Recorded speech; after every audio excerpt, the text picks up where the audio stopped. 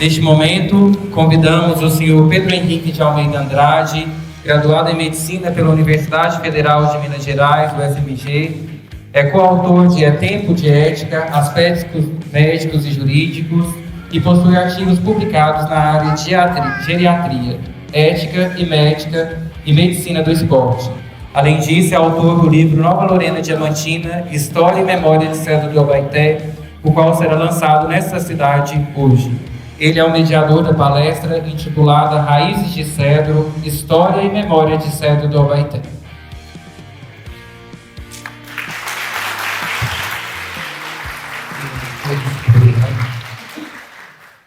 É uma alegria muito grande estar aqui hoje. Ter a presença de todos vocês, né, minha família, amigos, gente que veio de longe, Paineiras, Biquinhas, Dores do Indaiá, Abaeté, Quartel-Geral. E a gente aqui celebra essa unidade da nossa região e que eu vou demonstrar aqui na minha palestra. Quero agradecer as autoridades que estão aqui presentes, né, o prefeito Juca, os vereadores, a Secretaria de Educação, também todos os educadores que estão aqui, os professores, vejo muitos rostos aqui que me deram aula, né? Sou fruto aqui da terra, fiz toda a minha graduação aqui, desde da alfabetização até o do ensino médio, então me formei daqui. Vi gente de Tiros aqui também, o amigo Luiz está aqui. Então, todos os municípios limítrofes e além estão aqui hoje. Queria agradecer meu pai, Marcos, né? Eu pude estudar e na faculdade, muito do que eu aprendi, eu consegui aplicar em pesquisa científica, consegui aplicar para fazer o livro. Então, minha gratidão a ele aqui, a todos que me antecederam nesse parlamento aqui para falar. Nosso parente, Carlos Ribeiro, Carlito, ele foi o guardião das memórias do Cedro desde do começo, desde criança, que ele começou a se interessar, perguntava para o avô, para o bisavô, e para o pai, para as pessoas do Cedro, e muito do que eu pude acessar de fonte foi através dos escritos dele. Agradeço muito. Também a dona Esther Gazon, que está aqui, ela criou o grupo no Facebook, Fotos Antigas de Cedro do Obaeté, História de Cedro do Obaeté, e lá tem mais de 4.000 fotos. Pessoas abriram seus baús e me deram acesso a essa riqueza e entender melhor o que foi o município, a formação do município. Quero agradecer a Deus, primeiramente, né? Precisei muito da graça dele para vencer as dificuldades na pesquisa, entender melhor o que está acontecendo, desde a fundação até a atualidade. E Deus, ele fez tudo perfeito, né? Nós estamos aqui hoje através dele. Quem nasceu aqui, não escolheu nascer aqui. Tem um filósofo espanhol chamado Ortega Gasset, que ele diz, o homem, ele fala de si mesmo, eu sou eu e minhas circunstâncias. O que significa isso? Ou seja, a minha personalidade, quem sou eu no mundo, depende de onde eu vim, onde eu nasci. Então, as nossas circunstâncias são o Cedro do Obaeté. Quem não nasceu aqui, quem está aqui a trabalho, ou as circunstâncias da vida trouxeram para cá, e a partir daí se torna cedrense também, recebe essa herança. E há um psiquiatra austríaco, que é o Viktor Frankl, e ele entendeu que a felicidade se encontra somente quando eu encontro o sentido da minha vida. Então, doenças como depressão, por exemplo, muitas das pessoas que sofrem dessa doença percebem que uma falta de sentido na vida. E aí eu quero dar uma ferramenta importantíssima para entender por que nós estamos nesse mundo. É impossível entender o sentido da vida sem saber das nossas circunstâncias. E conhecer o Cedro em profundidade, conhecer o Cedro, o que é a alma do Cedro, que é o que eu consegui imprimir, eu acredito, nesse livro, é importantíssimo para que nós sejamos felizes. Por que nasci aqui? Por que eu estou aqui agora? E vocês vão se apaixonar. O Cedro é apaixonante. Quanto mais você conhece as biografias, você entende as histórias que passaram por aqui, porque a nossa vida é uma narrativa. Nossa vida é uma história que está sendo escrita todos os dias. As nossas escolhas, mas também aquilo que nós não escolhemos. Um amigo que encontramos, uma doença que aparece, um desafio na carreira, uma oportunidade, um presente. Isso é o nosso livro da vida. E a base, a matéria-prima do nosso livro da nossa vida, para quem vive no Cedro, está aqui agora, é essa cidade maravilhosa. E para quem vai embora daqui, eu fui embora em 2012. Eu terminei o ensino médio, fui embora estudar. A saudade nos faz apaixonar mais ainda, não é verdade? E isso me deu essa visão, que eu tinha que registrar essa história. alguns exemplos interessantes. Muitos dos agradecimentos que estão no livro são pessoas que não estão mais aqui. Por exemplo, o Geraldo Dolores, né, quem se lembra dele? Um apaixonado pelo cedro. Eu entrevistei-o num sábado, em 2020, e me contou histórias incríveis do garimpo, e a mãe dele veio aqui para o Cedro com o coronel Francisco Guimarães, uma das primeiras habitantes do Cedro, e ele me contou toda a história da vida dele no sábado, eu gravei isso em áudio, e na segunda-feira ele faleceu. Ou seja, se eu não houvesse procurado, essa história teria se perdido. E muitas outras. Então, muitas pessoas que estão aqui são coautores desse livro. Esse livro não é sozinho.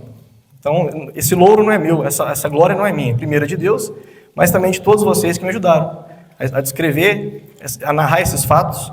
Então, eu não vou me ousar a narrar nomes aqui, porque tem vários nomes aqui que me ajudaram. Sabe que eu fui na casa deles, que eu pude ouvi-los, e eu não poderia deixar de mencionar isso, não é mesmo? E também a minha mãe, Olinda Ferreira, que está no céu agora, com certeza feliz por esse dia. Ela foi uma grande educadora. Inclusive, agradeço muito a secretária de Educação de manter o espaço dela aqui, com um quadro dela aqui dentro da biblioteca, um pouquinho da biografia dela. E, por como ser grande educadora, me ensinou muito a valorizar a terra. Ela amava o cedro, apaixonada pelo cedro.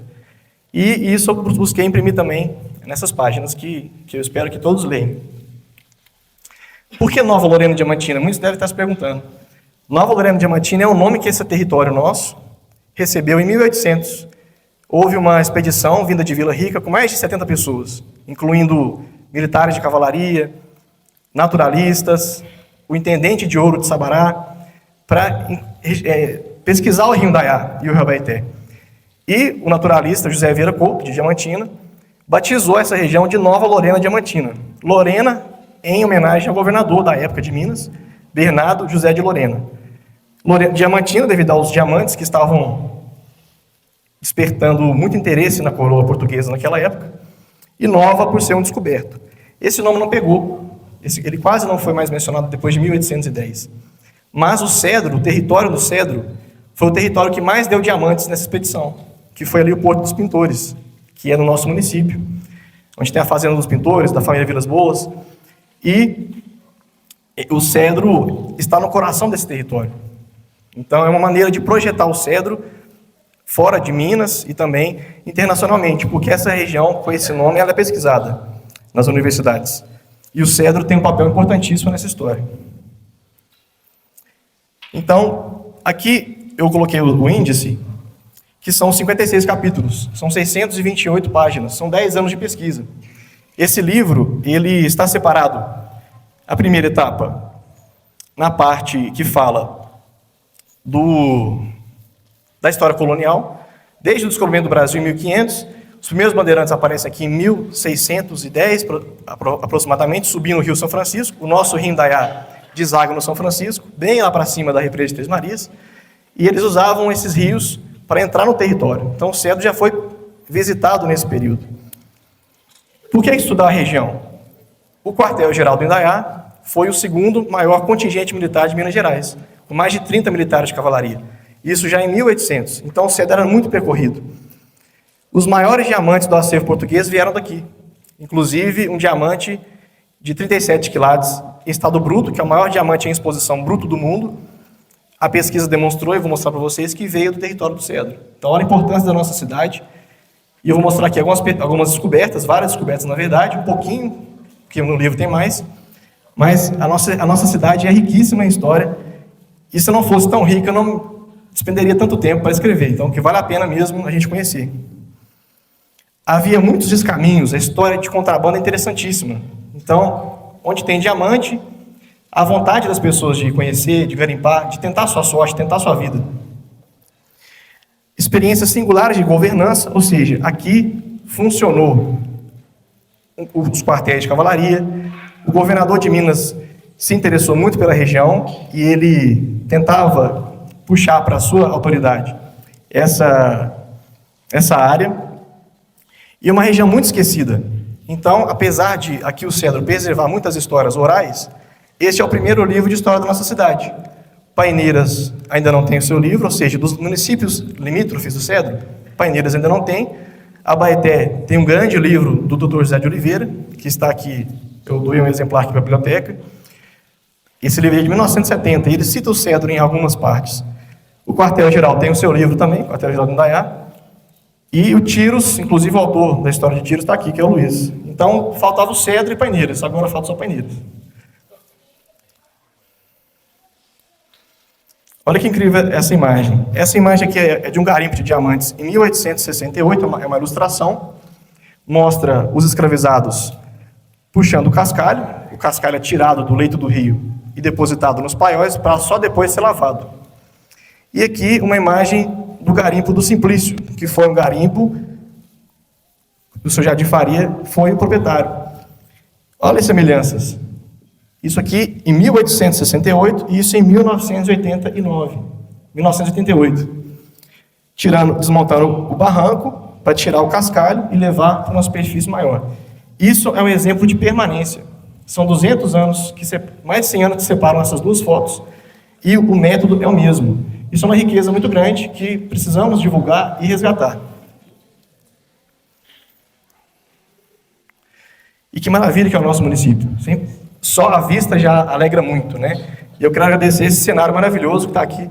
Parabéns que vocês conseguiram imprimir muito bem o que é a nossa cultura.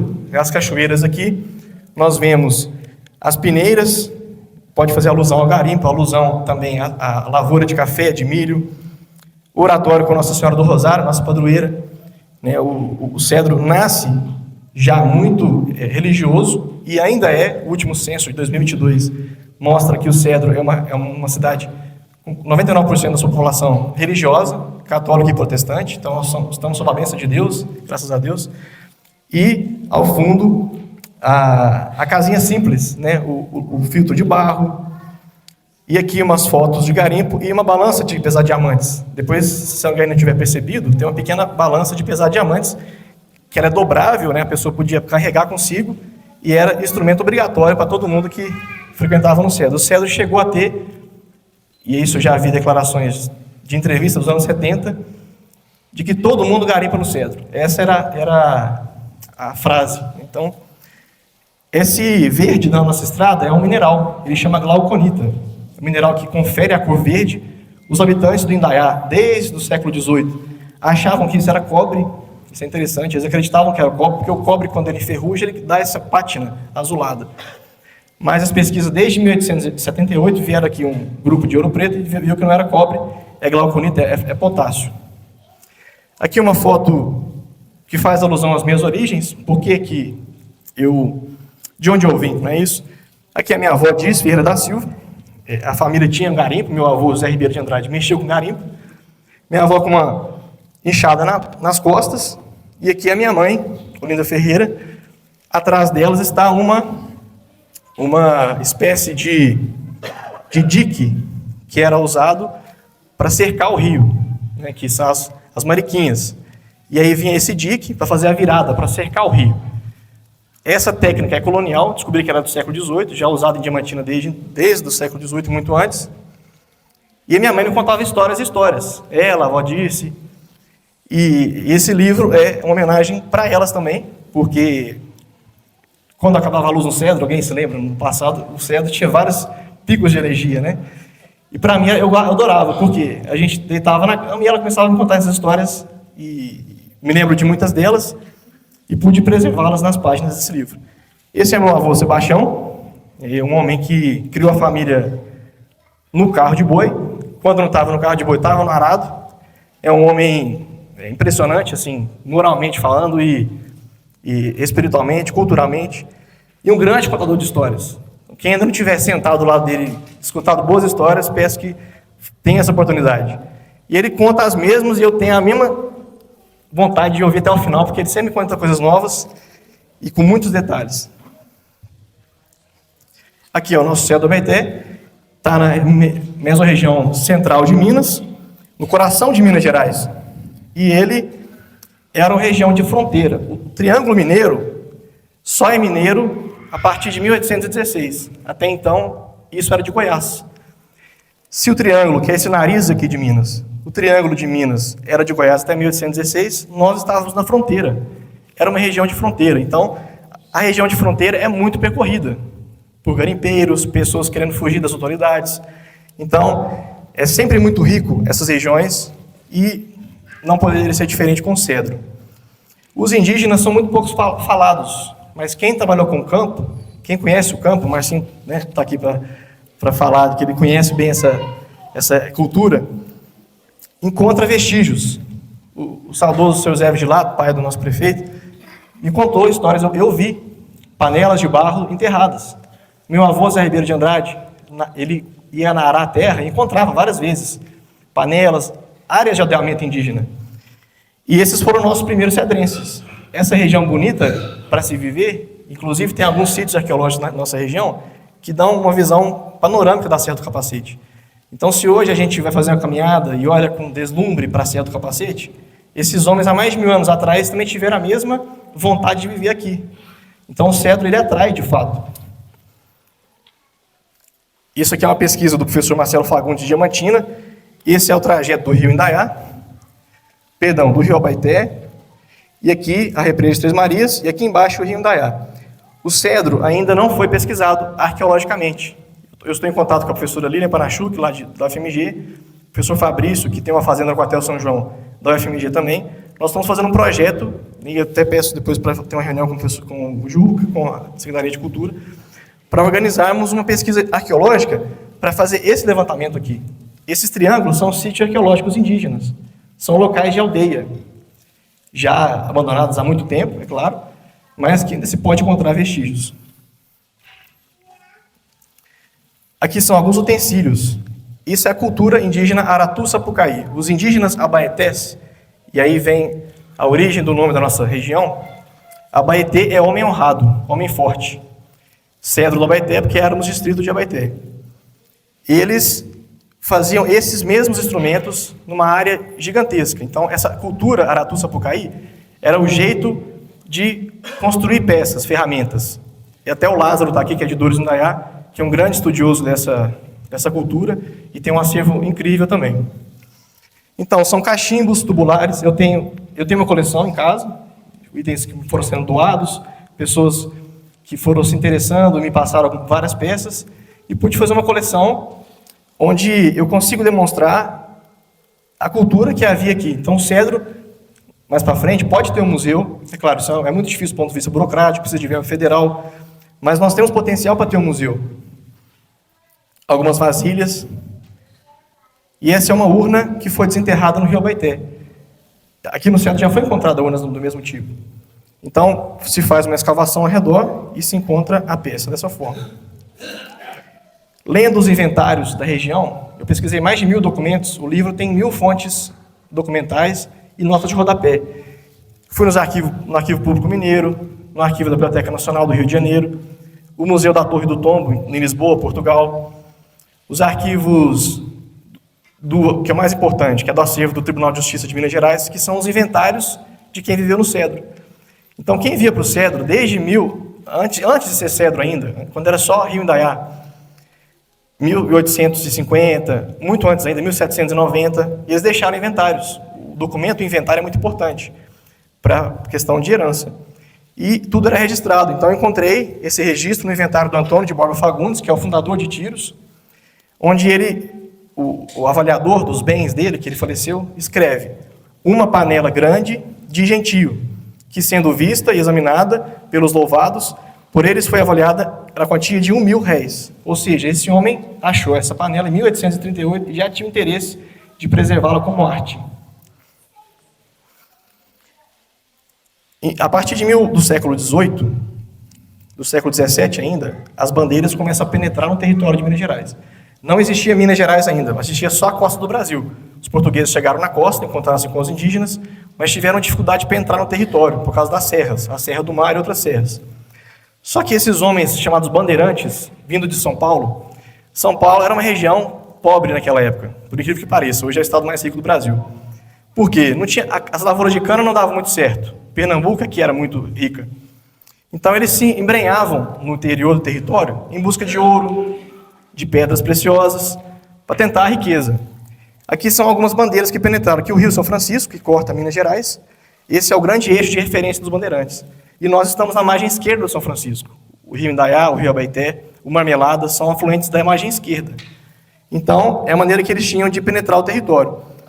O Matias Cardoso de Almeida, em 1664, já havia transposto o rio São Francisco de cabo a rabo, desde a São Nascente, na região da Serra da Canastra, até a Foz, lá na Bahia.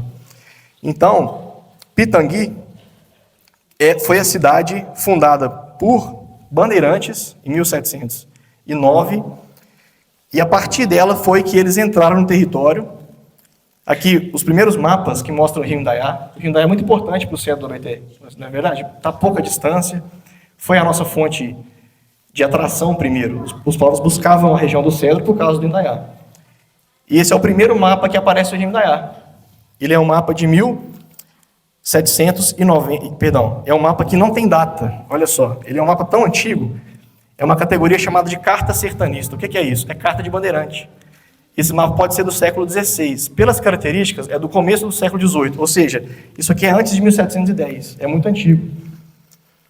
E aqui aparece o rio Abaeté, os bandeirantes falavam tupi, muito pouca gente sabe disso. Pelo contato com os indígenas, a língua geral do Brasil era o tupi. Só em 1750 foi que o Marquês de Pombal proibiu o tupi, porque era uma língua que ele não conhecia, a coroa não conhecia. Era perigoso os povos falarem tupi, porque eles poderiam querer liberdade. Então aparece aqui o rio Indaiaí, o sufixo i em tupi é rio. Então, rio Indaiá, rio Abaeté, na margem esquerda do São Francisco, e aqui a vila de Pitangui. Então, a partir da vila de Pitangui foi que eles penetraram a oeste em busca de pedras preciosas. Esse mapa também mostra isso, mostra Pitangui aqui, e as principais passagens, lá na passagem do Espírito Santo, perto do rio Abaeté, aqui o nosso rio Indaiá, e a passagem de Bambuí, que foi onde o Inácio Corrêa Plampona entrou no território também. Vou passar mais rápido para não ficar tão longo. Essa região da margem esquerda do São Francisco, ela foi muito próspera em fazendas. E das fazendas, se eu tenho vários fazendeiros juntos ao redor de um território, começa a querer a necessidade de procurar o vigário para batizar a criança, procurar o vigário para casar, para fazer a unção dos enfermos. Então, preciso de uma igreja. Eu preciso de um mercado para eu comprar os meus itens necessários para a alimentação. E aí, formam-se arraiais. Quais são os arraiais da nossa região? São muito próximos em história. Morada Nova de Minas, esse mapa é de 1868. Morada Nova, Tiros, São Sebastião do Pouso Alegre, que é São Gotardo hoje. Marmelada ou Abaeté, que é a nossa Abaeté aqui do lado. Dores Indaiá. Espírito Santo do Indaiá, que é o quartel-geral, ele tinha esse nome.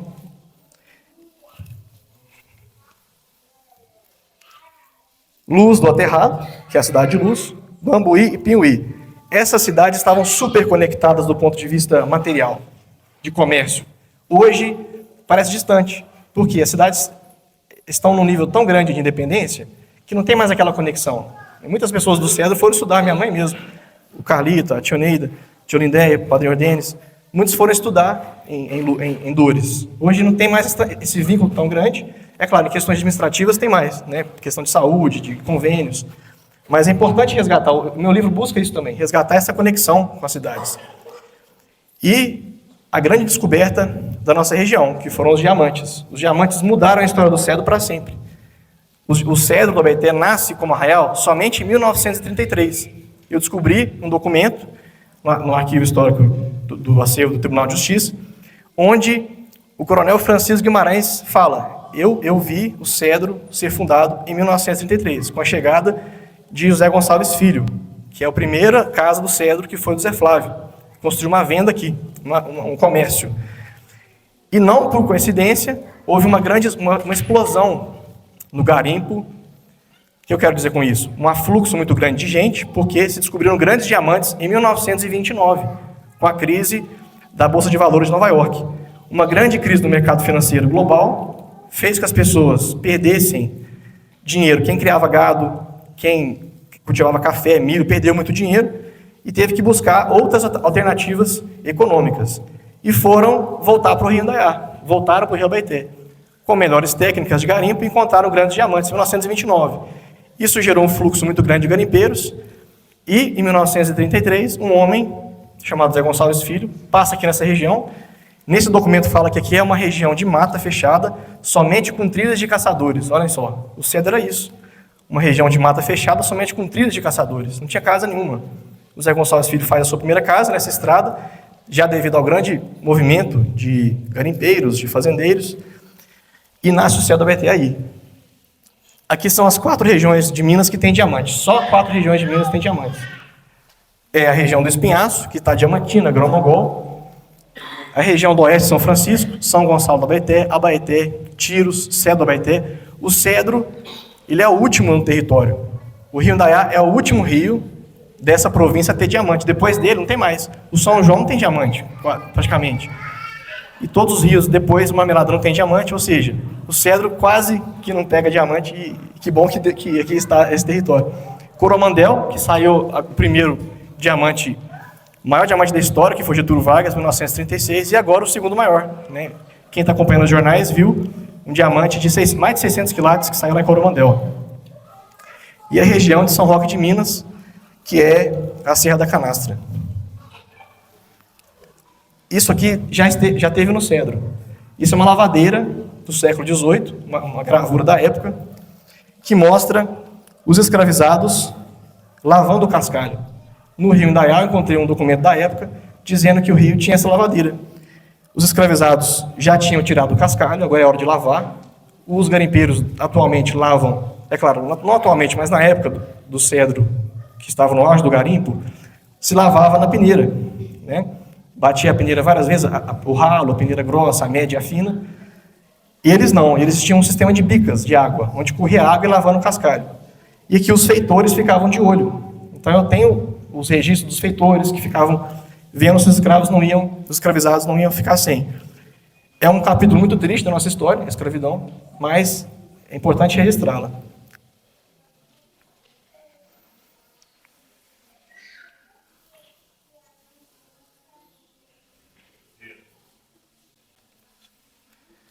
E só para não demorar muito, essa região dos diamantes, ela chamou muita atenção da coroa, do governador de Minas, só que somente em 1780 que se começou a vir pessoas para cá, de forma que o Indaiá já teve mais de 1000 garimpeiros já nessa época. Então, ele manda uma expedição em 1800, que foi essa que eu comentei, e essa expedição há o encontro de diamantes dos mais grandes da nossa história, que foram diamantes em pureza, de valor, de 53 quilates. E esse diamante, ele foi encontrado por um escravizado chamado Elias Nagô, e essa é uma história que da nossa região também é única. Outras cidades não têm esse registro como que ele aconteceu. Se quiser sair, abrir de novo. Pode sair do arquivo e abrir de novo, que vai dar certo. Outra coisa interessante da pesquisa, que é uma das maiores descobertas, esse livro vai gerar dois artigos que vão ser publicados na revista Galo e outro numa revista de Portugal, sobre descobertas no Cedro do Abaeté. A primeira foi o seguinte: um garimpeiro chamado Isidoro de Amorim, que era um garimpeiro ilegal. Quem podia garimpar diamantes aqui na região era só membros autorizados pela coroa, só membros de Portugal, ou autorizados pelo governo de Minas. Só que havia os garimpeiros ilegais. Eles eram homens geralmente pardos e negros que tentavam a vida nos garimpos longe dos grandes centros urbanos. A nossa região é chamada de sertão. Sertão do Indaiá, sertão do Abaeté. Vocês vão ver muito esses termos no livro. Por quê? O sertão era o desconhecido. Era a fronteira, era a região que ninguém, não tinha ainda as instituições como igreja, como cartórios, como juízes. Então, essa região atraiu muito esses homens, essas pessoas. E, a partir daí, foram descobertos grandes diamantes. O diamante do Abaeté, que é o diamante maior da nossa região, foi um diamante de 178 quilates, até do seu tempo, na verdade, né? Claro, outros diamantes muito maiores foram encontrados, mas do seu tempo, até 1792, que foi o ano que ele foi descoberto, foi o maior diamante da sua época. Do mundo, isso. Depois, o garimpeiro Isidoro de Amorim, ele encontra o diamante de 38 quilates e meio, que é um diamante que desaparece dos documentos.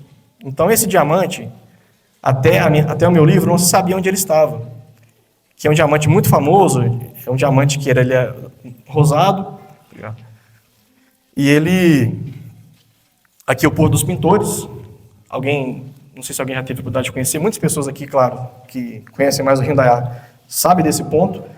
Aqui foi o grande ponto de garimpo do Indaiá desde o século XVIII.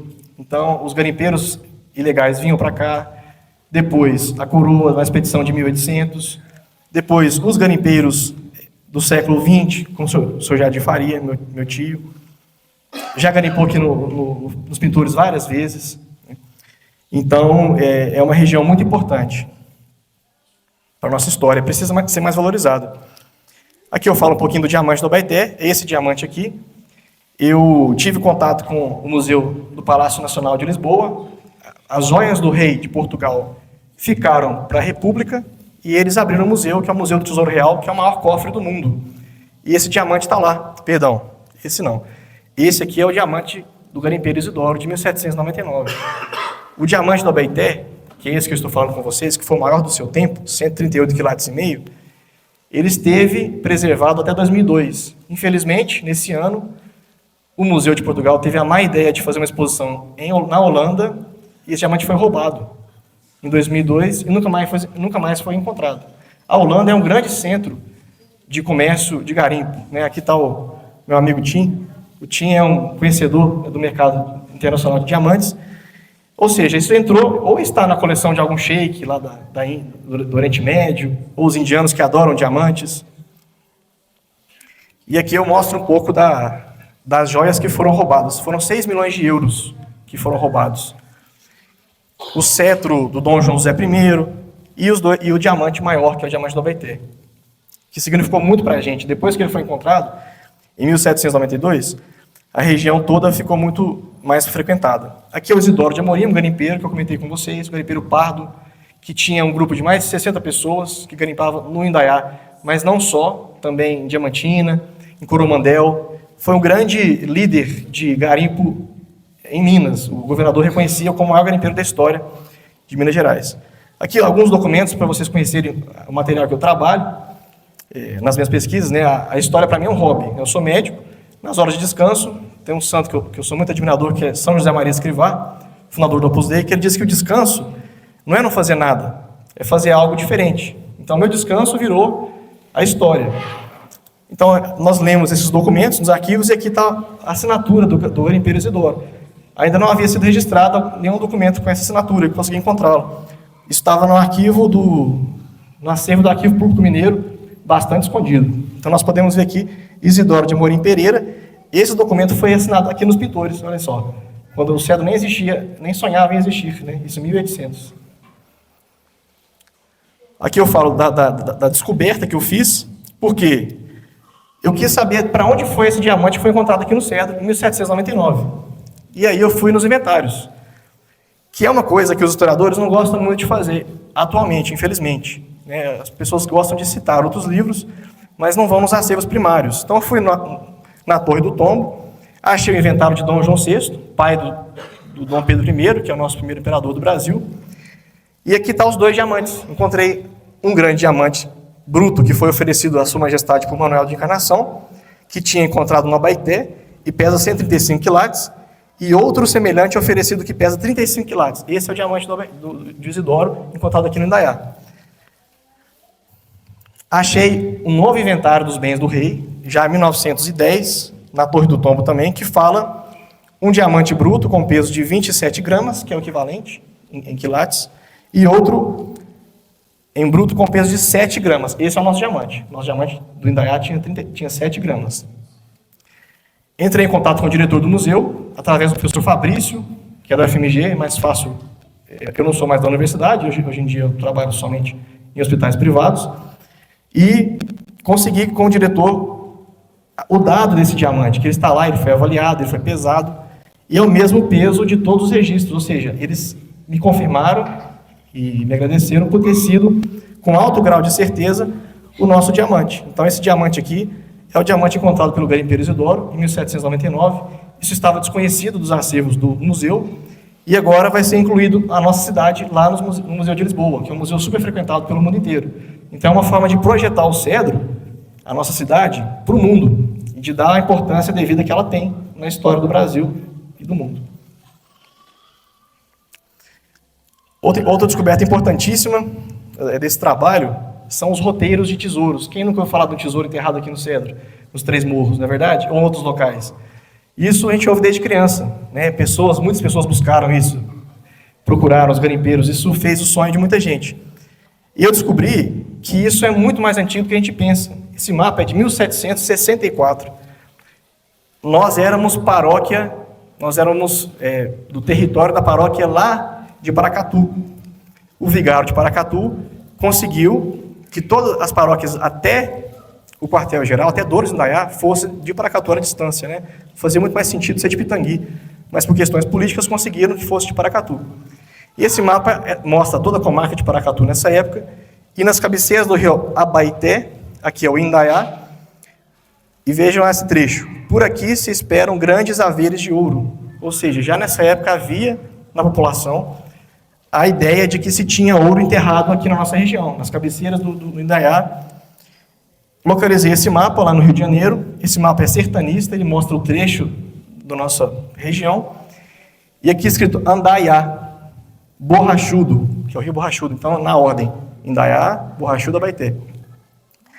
Aqui o Rio Abaeté, ele faz uma forquilha, realmente, o Abaeté parece que são dois. Vem o areado lá de Patos de Minas e vem o braço que nasce em São Gotardo, que é o primeiro rio que nasce, né?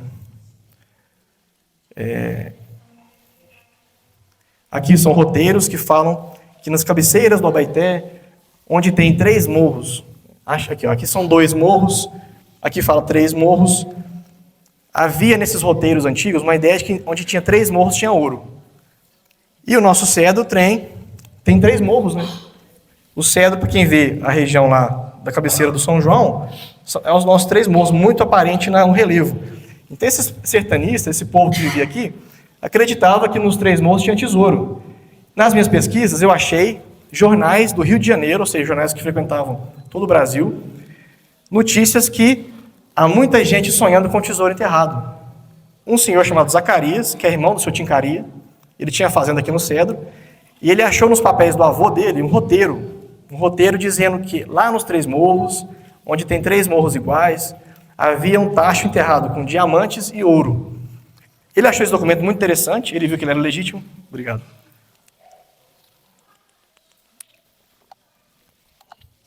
O documento é de época e chamou geólogos, historiadores do Rio de Janeiro, imprensa. Eu quero que me ajude a encontrar esse tesouro. Eu achei a história interessantíssima, eu nunca tinha ouvido falar dessa história em específico. E achei vários jornais.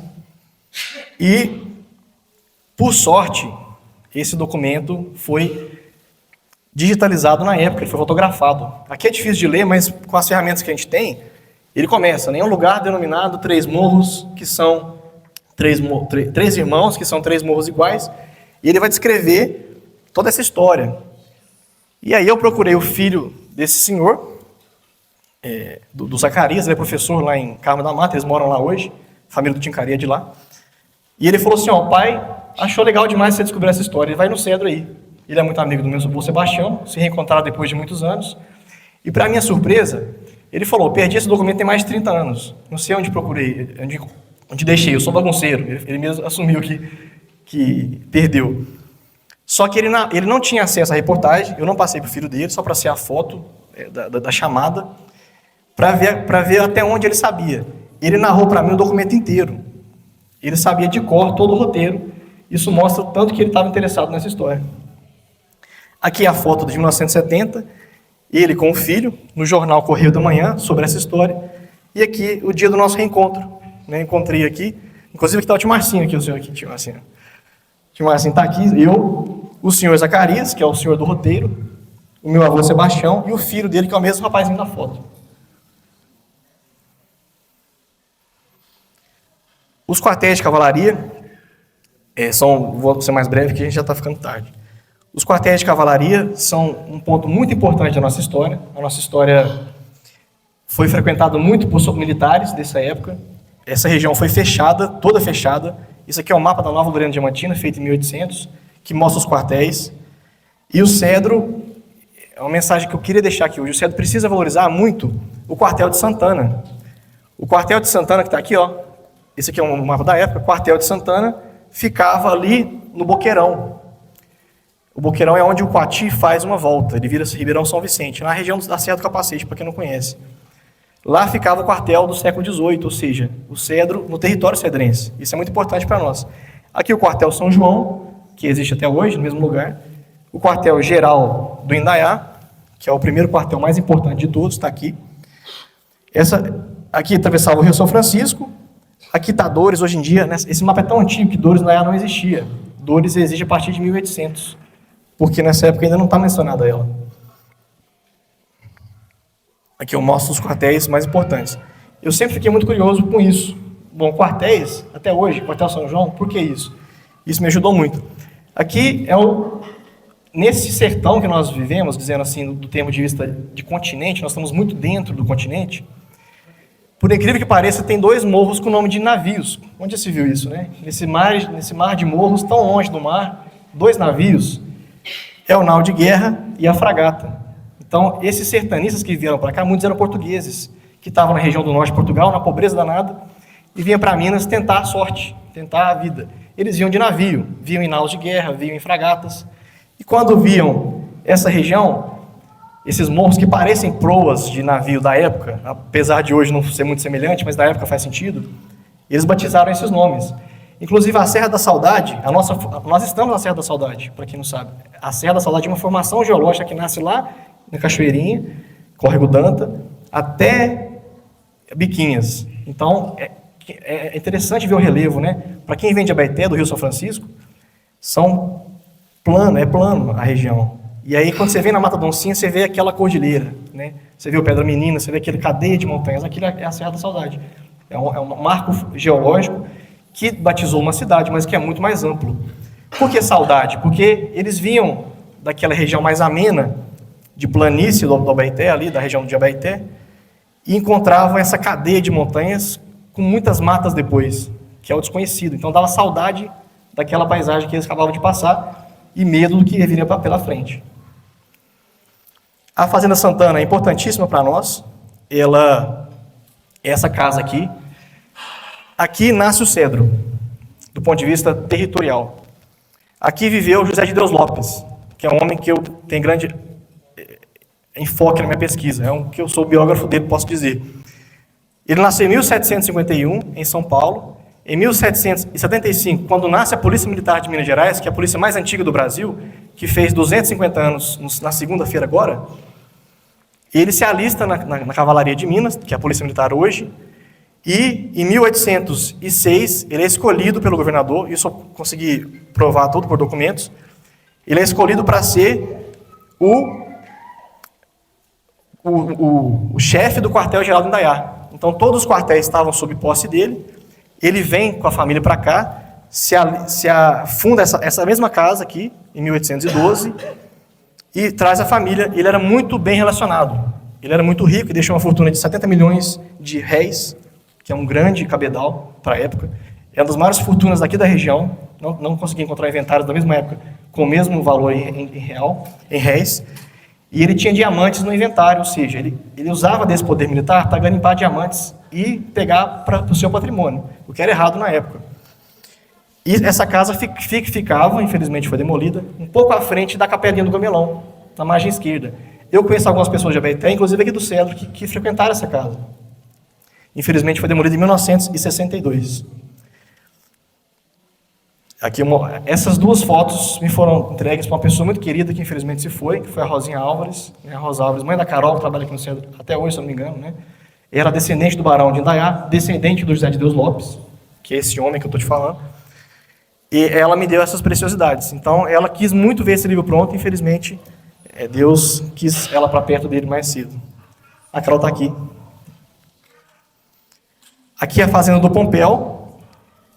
O Zé de Deus Lopes era muito relacionado com a Joaquina do Pompéu, que é uma grande fazendeira, que muitos de vocês vão ter ouvido falar dela com certeza. Ele tem uma filha, chamada Isabel Carolina, Ordões da Cunha Lara, que é essa moça aqui. Ela nasceu em 1821 e faleceu em 1898. Mais uma vez, essas fotos foram me dadas pela Rosinha, então, uma pessoa muito especial para mim. Ela estava com 21 anos, em 1848, e o pai dela havia falecido, e a mãe também, com uma fortuna de 70 milhões de réis no seu inventário para ser herdeira. Este homem aqui, Antônio Zacarias Álvares da Silva, de uma nobre família de Pitangui, mas era filho do terceiro casamento do pai dele. Então ele não tinha muita coisa para receber de herança do pai. Os casamentos nessa época eram naturalmente por interesse. Essa ideia do casamento romântico é uma construção da nossa época, do século XIX para cá. Nessa época, as pessoas se casavam pensando, quantas fazendas a mais eu vou ter? Eu não posso casar muito longe da família para a herança não dissipar muito. Então, ele já tinha uma moça que tinha 3 filhos com ela, não era casado, lá em Pompéu. O meio-irmão dele era casado com a irmã dela, e aí ele vê essa grande oportunidade de se casar em 1849. O barão de Dayá sai lá de Pompéu e vem para a fazenda de Santana. Por quê? A casa e a fazenda toda, que era mais de 3 mil alqueires, não hectares, alqueires, olha só esse território. Ela foi muito beneficiada pela mãe. A mãe dela deu muitas joias a mais no seu testamento. E aí, ela pôde usufruir muito mais da riqueza. Eles, então, se casam. Ele compra a parte dos irmãos. E o território inteiro do Cedro, achei o inventário do sogro dele, que era um militar do quartel-geral. O Cedro inteiro era fazenda do barão de Dayá e do seu sogro, antes dele. Então, e a fazenda fala esses pontos, desde o Capacete até os 3 Morros, desde o Indaiá até o Marmelada. Ou seja, todo o nosso território foi Santana, por isso muitas fazendas são Comum de Santana, alguém já deve ter visto nas escrituras.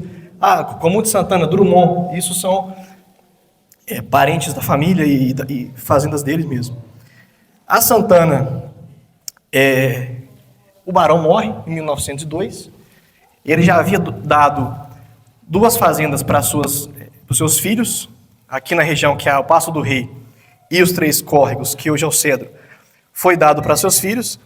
As filhas têm uma grande crise no café, em 1912, e resolve vender a fazenda para um senhor vindo de Madre de Deus de Minas.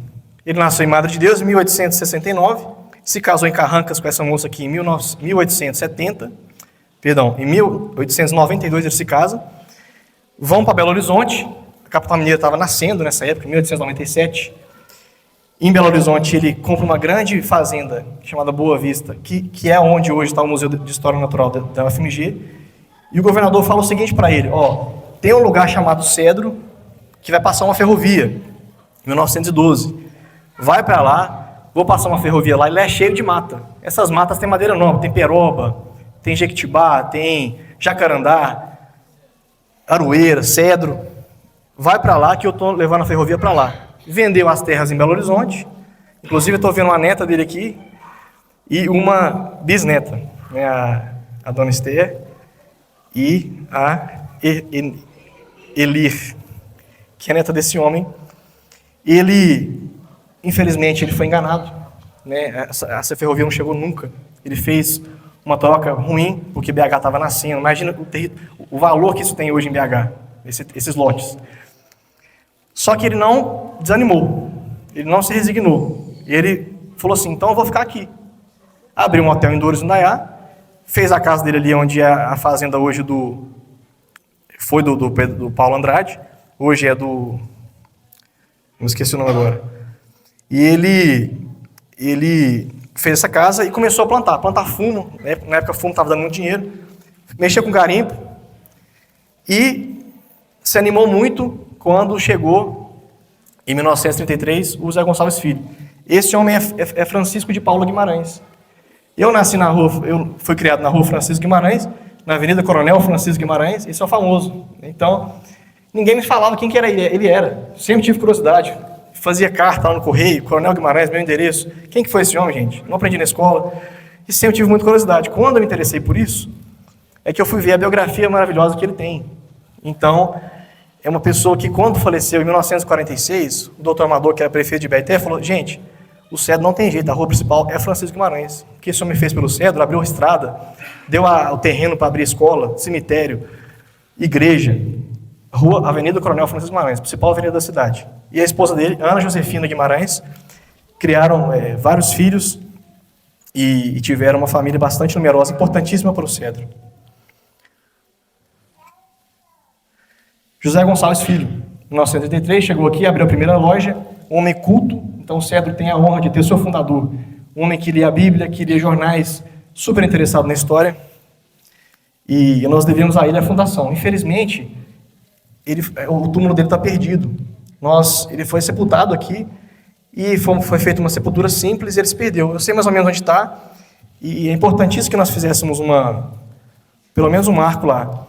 Aqui é um rancho do Coronel Guimarães. Quem me deu essa foto foi a irmã da Elir, foi a Ana Beltrão. É o Coronel Guimarães no auge da exploração de madeira. Essas matas todas foram vendidas, porque era muita madeira de lei. Foi vendida nos anos 30. O Cedro começou assim, com essas casas simples de sapê. Eu conheci uma moça já falecida, ela veio aqui em 1945. O Cedro era um adolescente, uma criança ainda, né? E ela viu só casas assim. Ela disse que tinha 2 casas de alvenaria e a maior parte assim, com as paredes verdes do verdete. Muitos aqui, inclusive, já devem ter morado nessas casas. A primeira missa no Cedro, essa casa ficava onde hoje é a Praça dos Esportes, ela foi demolida. Está acabando, tá, gente? E aí, a crise do café, como eu disse, que está bem representado ali, o café e o milho e o boi, a pecuária, foi muito valorizado até certo tempo, só que aí deu uma crise econômica e não estava dando dinheiro mais. Voltaram para o garimpo. Grandes descobertas de garimpo foram feitas. Essa é uma foto de tiros. Esse diamante é o Rainha do Abaeté, 364 quilates, um monstro. Aqui são os descobridores, o dono do garimpo, o garimpeiro, e um homem amigavelmente com 38 pintado para cima, mostrando que tinha segurança, né? Esse diamante foi descoberto em 1928 e atraiu muita gente para o Abaeté e para o Indaiá também. Garimpeiras do Indaiá. O seu Jardim Faria, que eu tenho grande admiração, foi um homem apaixonado pelo garimpo, tia Elza, apaixonado pelo garimpo.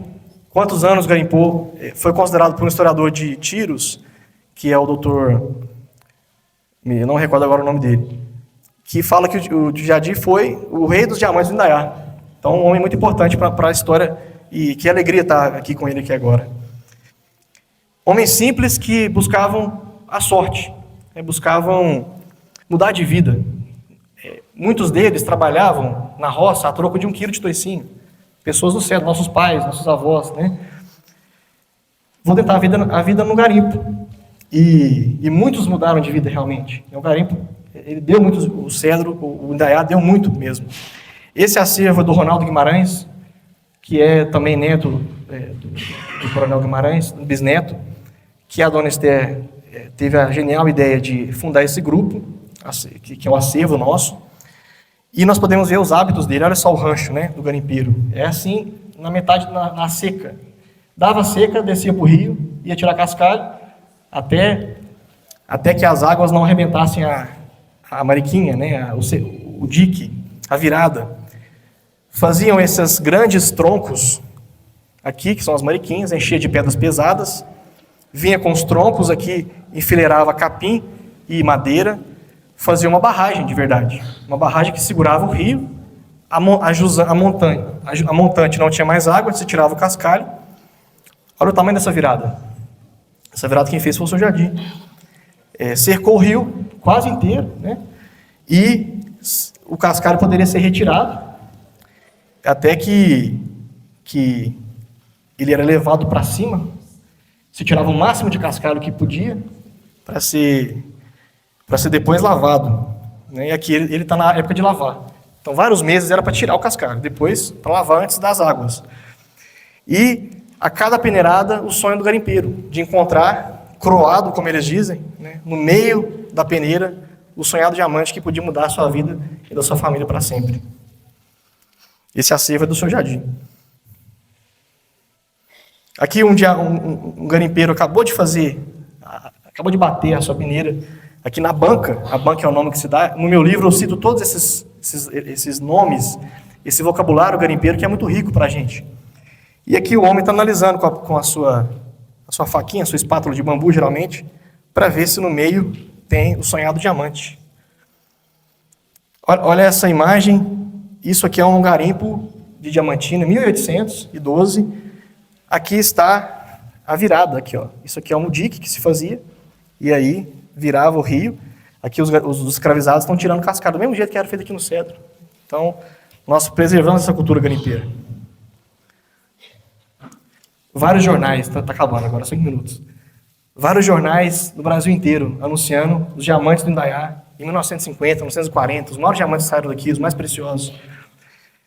Diamante em lavra de sua propriedade. Miguel Guimarães, filho do coronel Francisco Guimarães, foi um grande proprietário de garimpos. E isso virava, olha só, um pequeno ovo, encontrou um belo diamante do tamanho de um pequeno ovo de garimpo com 94 quilates. Esse diamante de 94 quilates ele era rosado, ele era um fancy diamond, ou seja, um diamante rosa, de alto valor no mercado. Diamante 100 quilates. Foi encontrado em um garimpo do Rio Indaiá, na Ilha Grande, um belíssimo diamante de cerca de 100 quilates. Depois, um diamante pesando mais de 50 quilates, no garimpo de Miguel Guimarães. Olha só. Trata-se de uma pedra de cor rosa, outro diamante rosa do Indaiá. Essa é uma gravura do diamante que foi encontrado em 1800. Esse documento também estava inédito, encontrei ele bastante escondido no arquivo do Histórico Ultramarino, em Lisboa. O diamante que Ronaldo Guimarães encontrou em 2003, se não me engano, no dia de São Judas Tadeu. Isso aqui é para demonstrar como são os diamantes do Indaiá. Muitas pessoas não tiveram oportunidade de vê-los pessoalmente, né? Esses diamantes eram vendidos no Rio de Janeiro, e logo iam para o mercado internacional, logo iam para Nova York, Genebra, Israel. Aqui a dona Juvenita está segurando um diamante grande na sua mão. Esse foi encontrado lá nos Pintores. Um grande garimpeiro, o senhor Hamilton Martins. O senhor Hamilton Martins é filho de Aníbal Martins, que é filho da Inhaxica. Eu dediquei um capítulo para ela e para a família Martins. Eles vieram com o coronel Francisco Guimarães. Pouca gente sabe disso, eles eram primos. A Inhaxica era prima da Ana Josefina. Trouxe a família Martins para cá. O Aníbal era apaixonado por garimpo, o Adolfo apaixonado por garimpo, e aí o Hamilton não foi diferente. E aqui ele está segurando 2 diamantes, um claro e outro rosa. O mesmo diamante, na verdade outro diamante que esse aqui está segurando. Então eu encerro aqui. Para quem não é do Cedro, visite Cedro Abaeté. Para quem é do Cedro, leia o livro. Tem uma parte do livro que é só sobre lugares em Cedro Abaeté para se visitar com um roteiro histórico, para entender o que é o lugar, o que aconteceu ali. Você só ama o que você conhece. Se você não vai no lugar e não sabe o que houve ali, você não consegue amar. Você não consegue contemplar a história, a memória dos que passaram ali, e somente conhecendo é que se pode amar. Então, nós temos lugares belíssimos, né? A Cachoeira do Careta, as margens do Indaiá, o Vale do Careta, a cabeceira do Careta, olhem só. Aqui o Pedra Menina, o nascimento do Careta até desaguar no Marmelada, que faz uma das nossas fronteiras. Né? As fronteiras nossas são fronteiras de fazenda do século XVIII, então é importantíssimo. Então agradeço muito a todos vocês a presença. Nós vamos fazer um momento de assinatura, Paulo, peço desculpa pela hora. E quem quiser adquirir o livro, quem não puder, é um livro um pouco caro pelo tamanho, tem 627 páginas, 56 capítulos, ele custa R$100.